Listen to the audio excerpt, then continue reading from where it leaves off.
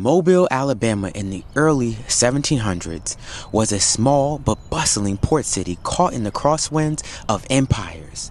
France, Britain, and Spain each claimed it at different times.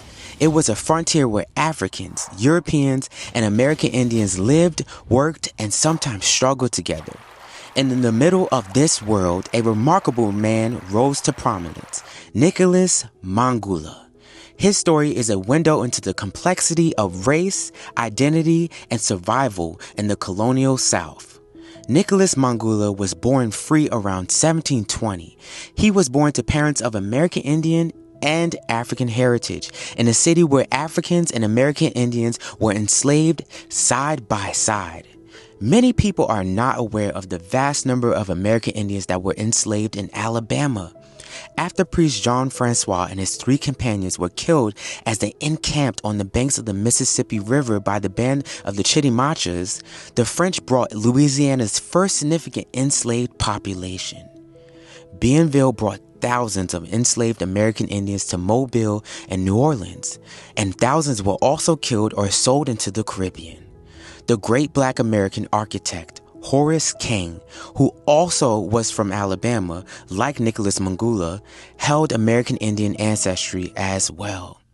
Nicholas's last name, Mongula, meant my friend in the Mobilian jargon, a trade language spoken among American Indians, Africans, and Europeans alike.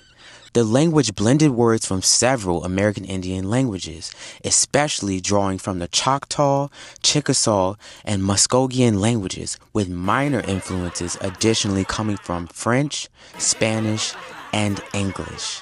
The language functioned primarily as a lingua franca, a bridge language that allowed people of different backgrounds to communicate. This included American Indian tribes, European colonists, and enslaved Africans, as well as free people of color.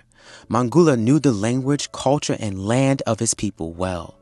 As he grew, he became more than just a survivor. He became a leader. Over the decades, Nicholas Mongula emerged as a respected godfather, a skilled mason, a property owner, and eventually a captain in the militia of free people of color, which included many men who were of American Indian heritage amongst his ranks, either in part or full. Between 1764 and 1781, Mongula appeared as a godfather at several Catholic baptisms in Mobile. This wasn't just a spiritual role, it was a position of responsibility and honor. He stood for enslaved men and women, for children born in bondage, and free people of color.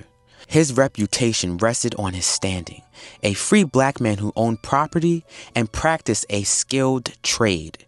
Spanish records describe him as a master mason. He even sold a house on Royal Street for $36 in 1792 to one of the richest men in the city, Hugh Krebs. Krebs is connected to many black Americans today through the Gradenigo-Gradney family, as well as myself through the Mycenac Moreno lines. Genealogists like Creole Alex and Christophe Landry have covered the Gradenigo families extensively. Nicholas also served as a captain of Mobile's Pardo militia, a unit of free men of color entrusted with defending the city. Across Spanish America, from Veracruz to Havana to New Orleans, black militia captains like Mongula symbolized both loyalty and strength. They protected their communities and secured a measure of authority in societies still deeply marked by slavery. Nicholas Mongula married a free black woman named Francisca Mimi. Their union was fully recognized by the Catholic Church, and together they had 2 beautiful legitimate children, Santiago and Luisa. Santiago later became a carpenter in New Orleans and served as a non-commissioned officer in the Free Black Militia. In April of 1798, at the age of 78, Mongula dictated his last will and testament. He left behind land, cattle, and a cabin in Mobile, as well as farmland where he and his family grew rice, corn, and beans. Only a month later, on May 2nd, he passed away, receiving full Catholic burial rites in Mobile's parish church. By then, he had lived under 3 empires, French, British, and Spanish, and his city would fall to the United States just 15 years after his death. His daughter, Louisa, cared for her father in his final days. Nicholas Mongula's story is another example that we really don't know the full story of the history of this great country. He was a free Black American Indian in a world that was attempting to erase his heritage. He was a leader among people of color, a builder, a protector, and a father. His very name, my friend, symbolizes the cultural crossings of the Gulf South and his strong ties to his American Indian homeland. And even the language behind it, Mobilian jargon, has not been forgotten. Though it faded from daily use in the 19th century, linguists and historians continue to study it as one of the great trade languages of North America. Words and phrases survive in archives and oral traditions, reminders of how indigenous, African and European peoples built ways to communicate and live together. In Nicholas Mongula's name and in his story, that language still lives on. Greyhawk Perkins is also working to keep Mobilian jargon alive. Greyhawk is a historian and musician from New Orleans of Choctaw and Houma heritage. In 2012, he launched a project titled 13 Moons, collaborating with the French jazz ensemble Mezcal Jazz Unit to bring the language to life through music and performance.